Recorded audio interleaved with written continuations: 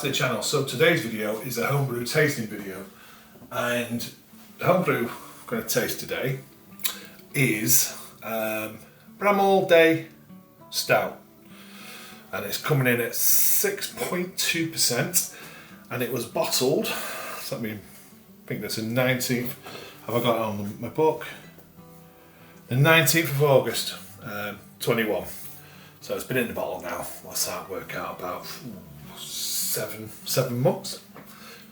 So let's see, let's crack it open and see what we've got in the glass. So, nice bit of piss.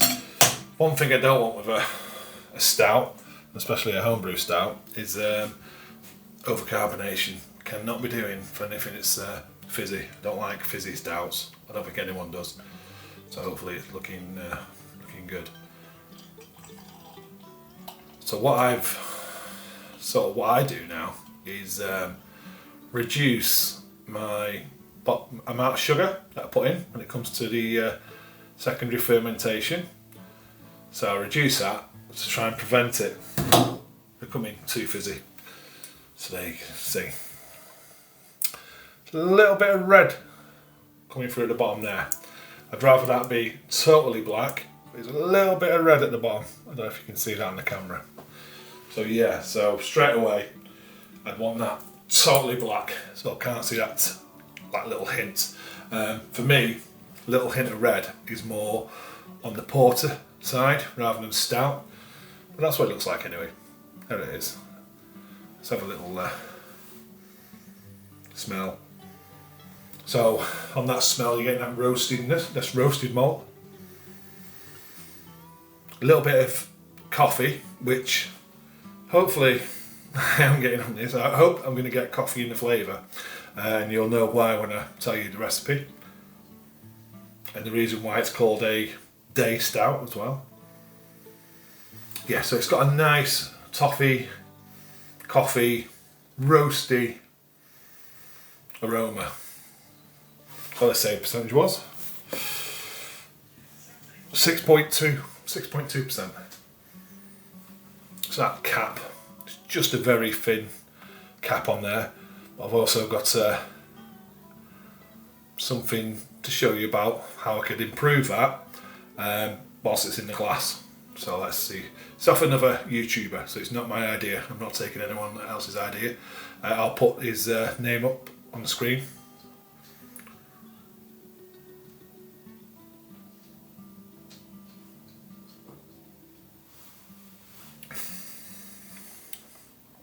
Nice.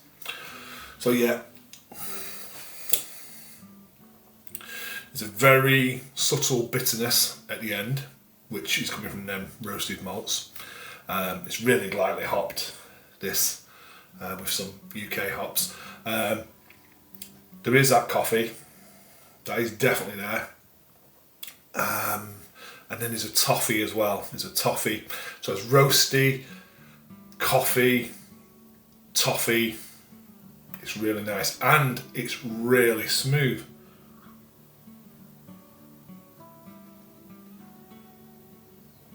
It's exactly what I want from a homebrew stout, if I'm honest. I've done them over the years, and I've even poured bottles away because it's been too fizzy, and I just don't like it. You know, bordering on going like a Coke, you know, in your mouth, and you don't get the flavours. It's too much carbonation. I don't know. I think I've always struggled. Well, not now, but previously with dark beers and bottle conditioning. I've always seemed to get over carbonated dark beers, but now I've cut back on the sugar. I seem to be doing it's a lot better. So that I'm more than happy with that.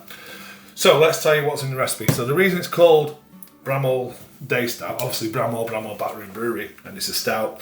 And the day part of it is it's got cold brew coffee added at the very end of the fermentation. So it's cold brew coffee gone into this. There's Marisotta, there's Munich malt, there's Carafa malt, chocolate malt, some flake barley, and a small amount of lactose just to balance with that coffee. There was a vanilla pod added, and there was a little bit of Belgian chocolate in the brew as well. So it's a very complex beer. If I'm honest, I'm not picking up any of that chocolate. The coffee's there and it's nice. The roastiness is there. That slight bitterness is there. It's nice. There's a sweetness which is more like a toffee, which is obviously coming from the malts rather than that chocolate. If I did this recipe again, I wouldn't even bother with the chocolate that was put into the boil. I'd maybe, what would I do there with the, I'd add maybe some black patent just to get rid of that red at the bottom of the glass. That's bringing it more like a porter to me in looks, but not in taste. It's definitely got that roastiness there. So yeah, so that's the Bramall Day Stout. It's like a breakfast stout because I added that cold brew coffee to it, and it's really enjoyable. 6.2%. If anyone wants to have a recipe, just let me know. I'm quite happy to pass it on. Not a problem at all. I did say I was going to show you a little trick, which I'll put a video here. Okay, so this is the tip I've got for bringing like a nitro feel to your stouts, or any beer really that you've got. So this is one of my home brews. This is a stout, and it's going to involve using a syringe. Put the syringe into the beer. Take a little bit of the beer in your syringe, then a bit of the air, and then all you got to do is shoot it back in, and it'll show you how it brings like a nitro feel to the beer. So this one has gone, like you can see. You'll see on the insert video here that it was quite a low head, well, very, very minute head, and that's now brought that, just that little tip, and that will hang around now until that beer's gone, and that is just an amazing head on there. Superb. And it's not mine, it's not my trick, I'm not taking credit for this. I'll put the name of the YouTuber who's done this, it's all credit to him. So there you go. Cheers, thank you. Okay, thanks for watching, and I'll see you on the next one. Cheers, bye.